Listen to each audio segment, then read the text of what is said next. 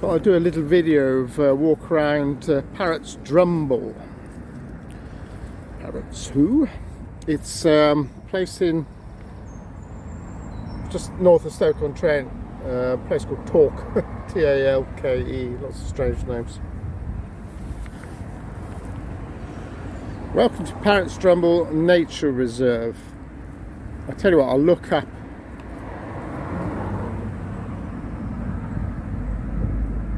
the history of this when I get home and maybe go over it a bit.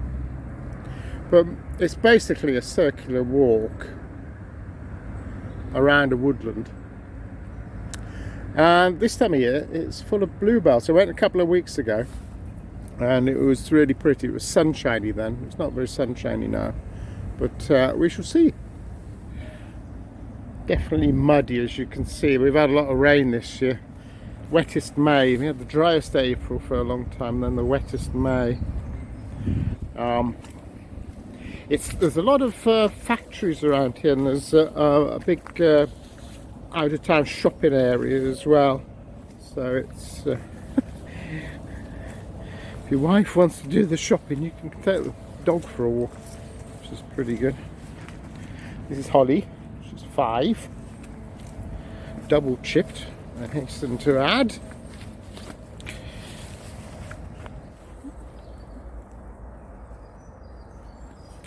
More Dingley-Dale woodland. All looks very pretty. Big trucks over there on the right. Yeah. I'm not walking with the phone. I'm likely to slip over. It really is mucky. I have to put her in the shower when I get home. It's a bit it's seriously messy. She's being a Dachshund. She's very short and has a very low ground clearance, so she gets bloody muddy. It's a lovely time of year, isn't it? You get this sort of verdant green, is that the right word? Light green, anyway, the leaves. I think it's really very pretty. I mean, there's hardly any sunlight, but it still looks very pretty. From the muddy path. Railway chippings, huge bags, a few hundred tons of railway chippings just spread around would do it. Wouldn't be permanent. They get clogged up with mud eventually because it runs down the hill. You see, that's what happens. But it would help for a while.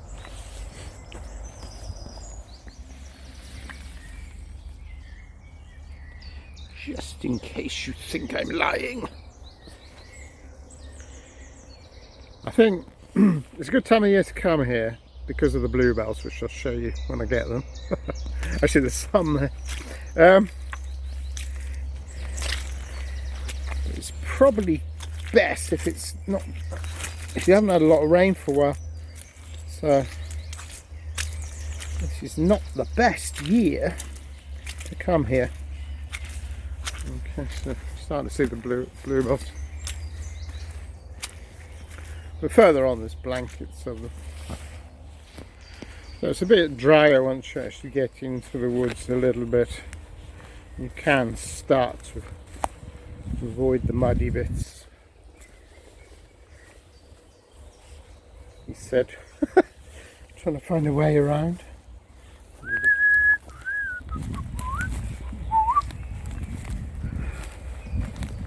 If you ever wonder why on these walking videos you don't see anybody else, you're not actually allowed to film other people for YouTube anymore without their permission. So I'm not going to ask everybody who I pass. Do you mind if I put you on YouTube? Oh, this is interesting. This you see this water here? You might think it looks like a funny colour, but I think that's some sort of ore. I remember I used to live in a place called Tucking near Camborne in Cornwall, right next to South Crofty tin mine. Okay, and when I was a boy we had tin streams. We used to sort of run it around, and it was exactly that colour because the mine was active then. and yeah, so I think it's from the ore, runoff from the ore or something. But the industry's gone, so I don't know. I think this is residual, so it's mucky. You can smell it. You get used to it. The dog knew exactly where she was coming, even though we've only been here once a few weeks ago. And I realised why when we stopped the car. I mean, you get out and you can actually smell this this ore. It's not an unpleasant smell. It's just a kind of earthy, metallic smell. So here we are. So most of the wooded area is like this. It's just pretty bluebells. And we first learnt about this place because in the Staffordshire Wildlife magazine, because I think I only give them about £3 or £4 a month, and they send me this huge magazine every quarter. But they buy up areas. I think this might be one of their areas that they own now. Places of outstanding natural beauty. There was a campaign recently for somewhere called Gunmore, with 2 N's, and they were hoping to buy that. Several £100,000 of cost, but it really is worth preserving. Lovely places like this. And I don't think anybody should be obliged to pay Staffordshire Wildlife for the privilege of walking here, but it's just nice to be able to do so and to help contribute.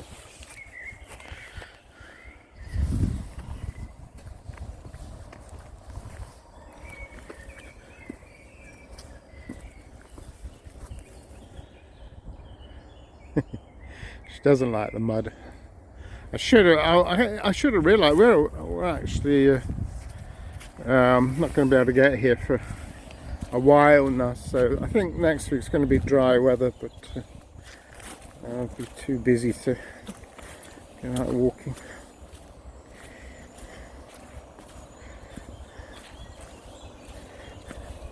So in a couple of weeks' time, you'll find that the towards the end, well, end of May, beginning of June, of course the bluebells start dying off again then. Look at them. Even prettier in the sunshine. It is grey sky today. I just realised there's a button on my phone. There's once says photo, once says video, once says more. I accidentally pressed the more one, and there's a whole raft of things I wouldn't understand.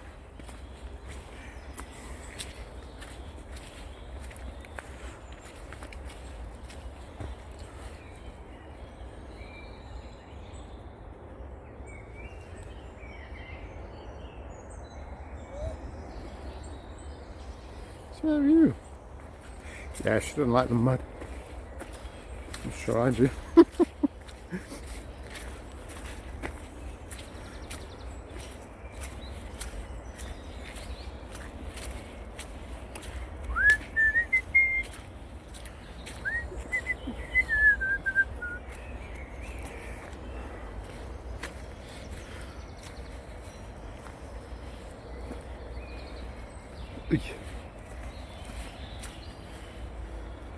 Boy Scouts have been up here trying to make dens or something.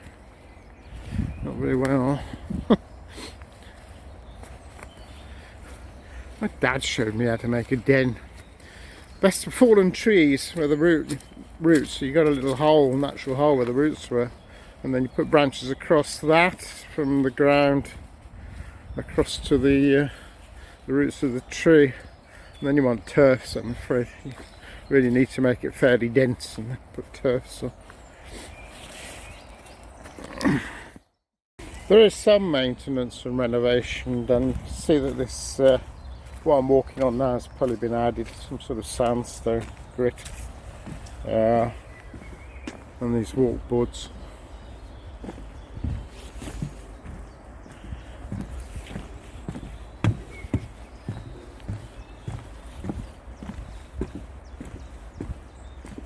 And then more mud. As they say, several hundred tons of railway chickens. I think the pink flowers called pink campion.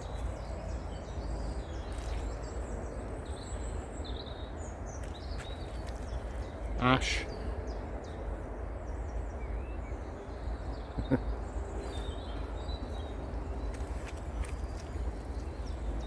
What would that be? Is that a conker tree? Little conker tree? I have no idea what that one is behind.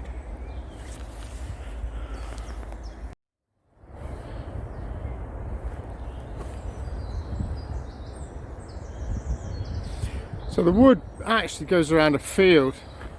I'll try and remember to show you View Ranger. View Ranger is a brilliant app for your phone. Just go out walking. You can hear the traffic on the A500 quite strongly here. Electrical pylons.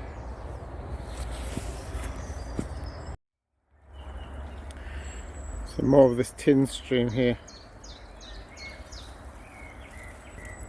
They're calling it a tin stream. I don't really know what it is. I'm guessing it's tin.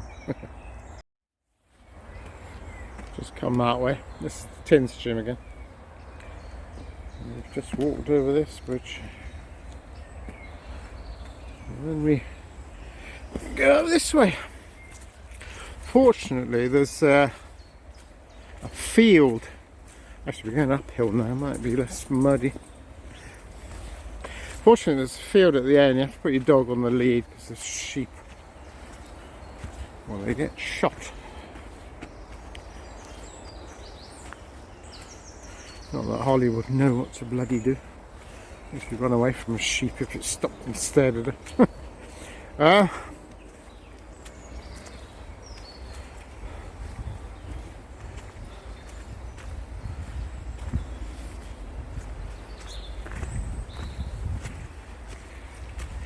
But the field, if it's been wet, you know, it's fairly long grass, and you can clean your boots off. If you've got a little dog, you can clean the dog off.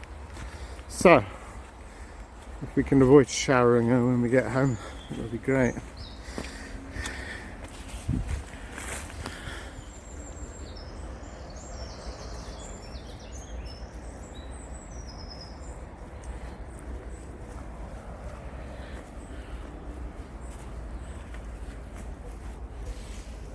What's that daddy doing?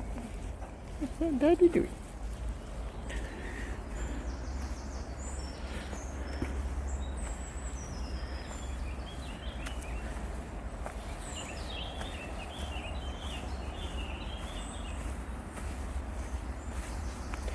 Yeah, a couple of weeks ago there was quite a few people around, and it was a bit drier then. With starting to get muddy, not as bad as today.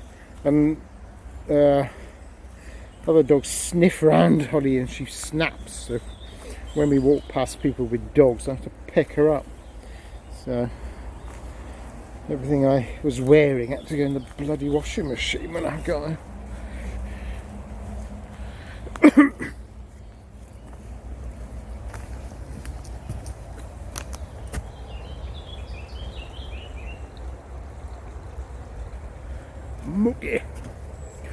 Mucky and muddy, not to mention wet.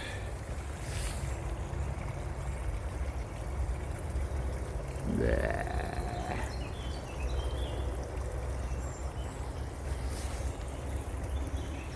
Oh miss, onward and upwards. It's a nice windy walk. People get lost here. Last time in here, somebody was asking me, how do you which way is back to the car park, you know. So happens all the time. Actually, Mere Hills is another one for that. I do a video of Mere Hills sometimes. That's another nice place. Not so dingly dangly, you know, up and down little paths and stuff. You go. It's a forest, you know. It's a managed woodland, but it's that gets a bit muddy, not quite as bad as this.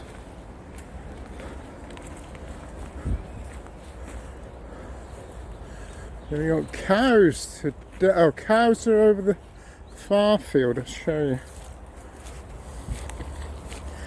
So we cross this field. There's cows in the far field. I'll zoom in. So I don't know if you can see that fence going, well, not the barbed wire fence in the foreground here, but the one that separates the cows from the field that we have to walk in, which helps me a bit. I think they might actually be steers, so they bother me a little bit. Remember one time I was walking and there was actually a cow in the field. I think she was pregnant, she's quite fat, and I had to get between her and a hedge, stone wall, to get to a gate, and I just started talking to her, and she slowly pushed, because it was a gap, she slowly pushed me up against the wall. So she, but you could feel, I could feel that it was no malice, she just wanted attention. So I was sort of like patting her and scratching her. She let me go after a while. I could have squeezed by, but I wasn't going to kick off. And if she kicked me, I'll bloody know it. So just, that's the walk, that's the path that we came up. That's the path down towards the A500. You can actually cross there's a gap in the crash barriers in the central reservation.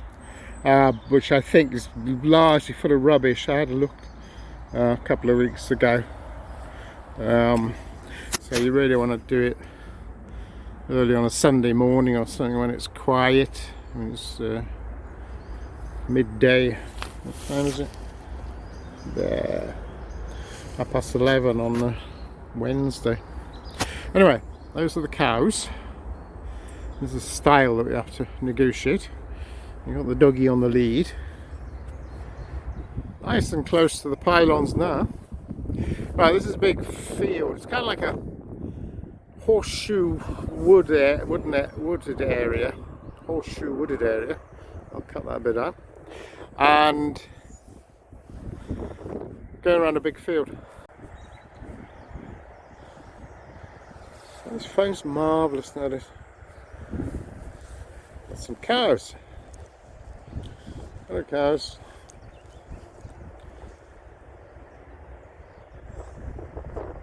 Yeah, I think they are steers. And there's young ones as well. You wouldn't want to go in there. It's not the field for us.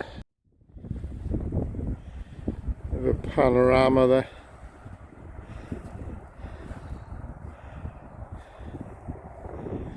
It's that monument on the hill over there. Cows are behind this little hillock in the foreground. It's the fence down to the wood. So we've just come up this way now.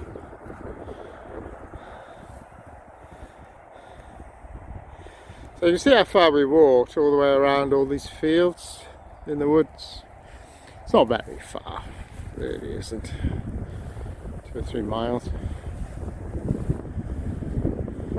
Pleased to be able to do it. 65 last month. Well, I say that, but I go kickboxing for an hour and a half every Sunday. It's about 120 sit-ups. A bit more than that now, I think it was. Before the lot, we're working. Keith takes us. A guy called Keith, he's in his 40s. Black belt with God knows what else in Kung Fu and kickboxing. And he's got loads and loads of badges. You get badges after you got your black belt. There's a big guy there last Sunday. Cool. He was black belt Kung Fu, about 6'3". God, he's training for some badges. So, trying to keep himself fit. There's sheep in this field. I'm not worried about sheep. They can be aggressive. I seen sheep in the Lake District one time, and they got used to people. They go really bother you for your, for your lunch and things. You couldn't sit in the same field and have your lunch. They'd be there, really, pesky. And squirrels do that as well. Used to be in the parks in Manchester 20 years ago. You couldn't have your lunch in the parks. The squirrels will be all over you. I think they cull them now and again.